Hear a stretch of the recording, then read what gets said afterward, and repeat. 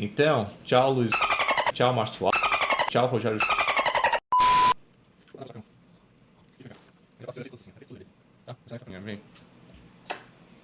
Chegou a hora de colocar em prática tudo que eu defini na parte teórica dos meus investimentos. Vocês vão ver agora como que eu faria essa migração dos meus investimentos saindo da gestão ativa para a gestão passiva indexada. Primeiro de tudo, é importante vocês saberem do meu cenário atual dos meus investimentos. Hoje eu tenho praticamente 3 tipos de investimentos: ativos de renda fixa, fundos de investimentos e previdência privada. Para os ativos de renda fixa, aqui eu divido em 2 grupos: os que eu posso sair agora sem ter muita penalidade, o spread é pequeno. Então, por exemplo, os títulos públicos, nesse caso, faz sentido a venda agora. No entanto, tem um outro grupo aqui de CDBs, LCIs, LCAs, algumas debêntures, CRIs, CRAs, que não tenho tanta liquidez assim. Se eu fosse liquidar hoje, eu teria uma penalidade razoável. E como que os ativos aqui eu considero que são bons, risco baixo, não preciso ter pressa nisso. Vou aguardar os vencimentos e assim que cair na minha conta, eu realoco nessa minha nova estratégia de investimentos mais passiva e indexada. Os fundos de investimentos, a maioria que eu tenho aqui é bem tranquilo. É só solicitar o resgate, esperar o prazo de cada um deles. Alguns até levam poucos dias, mas a maioria deles leva em torno de 30 dias. Tem outros aqui que vão levar um bom tempo, 360 dias, e tudo certo também, sem problemas, eu posso esperar de boa. Aplico aqui em alguns fundos de Private Equity, de Venture Capital, que são fundos que investem em empresas de capital fechado. Ou seja, essas empresas não são negociadas na bolsa, que o gestor consegue comprar e vender a qualquer momento. Meio que não tem liquidez. Poderia vender no mercado secundário? Poderia, mas eu vi aqui que não valeria muito a pena. Então, para esses fundos alternativos, aguardaria os prazos necessários.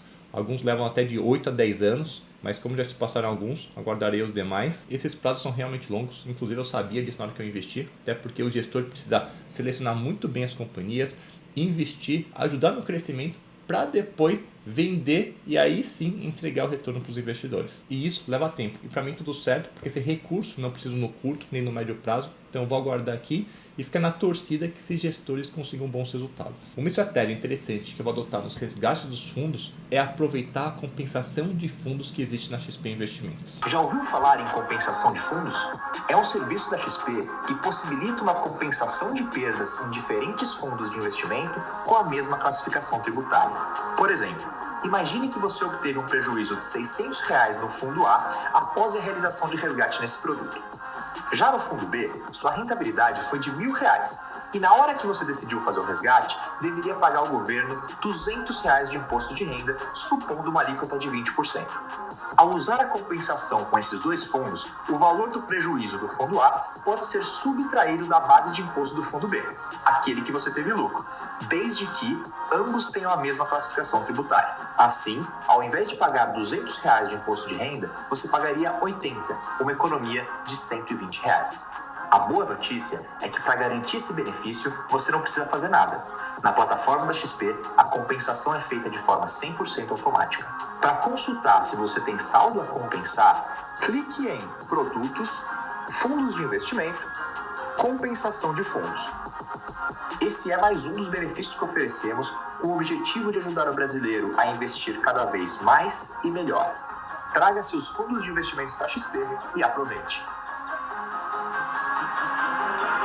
A única coisa que você precisa é adotar a estratégia correta, que na minha visão é simplesmente você resgatar primeiro os fundos que você está negativo no prejuízo. A XP automaticamente vai ver quanto que eu fiquei no negativo e aí depois quando eu solicitar os resgates dos fundos que eu estou positivo, conseguirei descontar o imposto que teria que pagar com prejuízo dos resgates anteriores. Deu para sacar? Em resumo, vou resgatar primeiro dos fundos que eu estou negativo e depois eu resgato dos fundos que estou positivo. Feito todos os fundos que estavam negativos, eu solicitei o resgate, exceto de um. Tem um fundo aqui de renda fixa que eu não consegui. Acabei aplicando, seguindo uma recomendação de um cara que se considera o maior especialista de fundos de investimentos e olha a furada que eu entrei. Isso ele não posta, né? Só postava performance de rentabilidade quando estava tudo bem e aí quando deu problema, meio que parou de postar. O tal do viés de sobrevivente, que espero que vocês também não caiam nessa. Em resumo, um dos ativos do fundo deu um certo BO, muitos cotistas resgataram e o total do valor dos resgates era maior do que o fundo poderia realizar. Com isso, para proteger os cotistas que ficaram,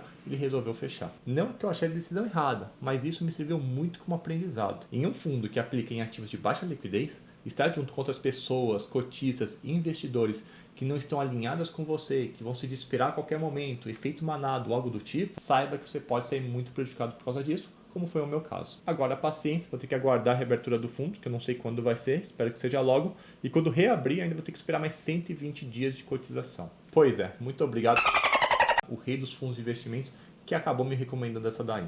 Tem um produto que eu não vou conseguir migrar para gestão passiva indexada. Se trata do Fundo Mútuo de Privatização, mais especificamente da Eletrobras. Lembro que eu fiz adesão lá em 2022, peguei o valor que eu tinha no FGTS, que não rendia nada, e aloquei nesse fundo. Um tempo depois surgiu a oportunidade de eu fazer a portabilidade desse fundo que simplesmente investia na Eletrobras para um fundo de ação mais diversificado. Achei interessante para sair do risco concentrado em uma única empresa. Não me arrependo e acho que tomei a decisão correta.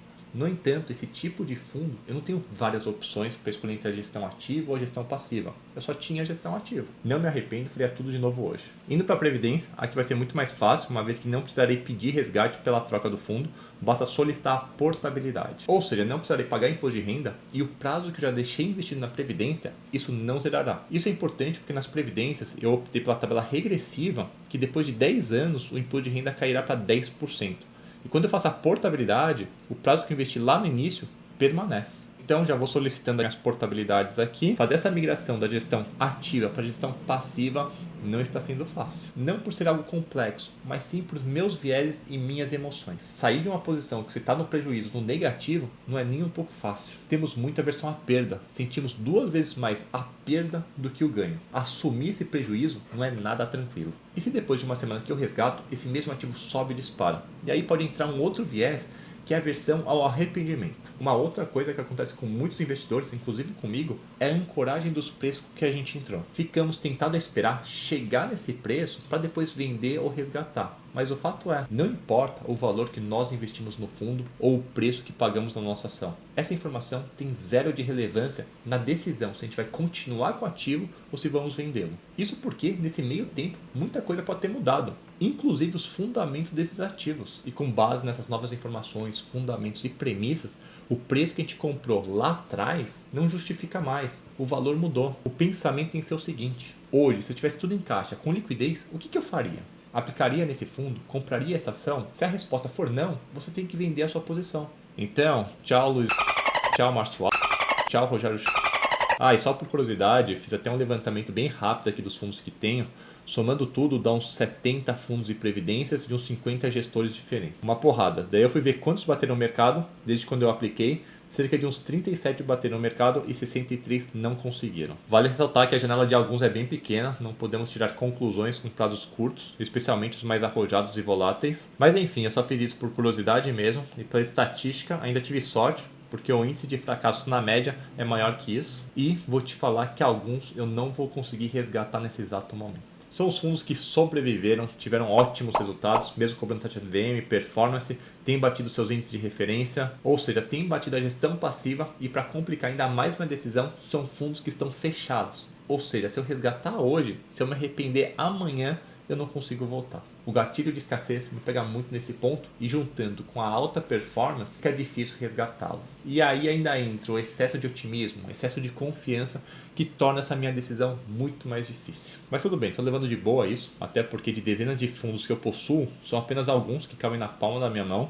Então eu vou esperar até eu ficar insatisfeito com eles. Uma hora acredito eu que a regressão à média vai chegar, a performance desses fundos vai deixar a desejar e aí fica muito mais fácil a minha saída. Espero eu então que seja só uma questão de tempo. Então veja que eu não sou uma máquina, um robô que toma decisões 100% racionais, sempre analisando o melhor custo-benefício. Tenho minhas emoções, tenho os meus vieses, que acredito que eu nunca vou conseguir eliminá-los. No entanto, acho que podemos amenizar seus efeitos estudando mais sobre, conversando com outras pessoas, inclusive fazendo terapia. Falando nisso, eu vou fazer a minha com a minha professora, que considero a maior especialista no tema de vieses comportamentais.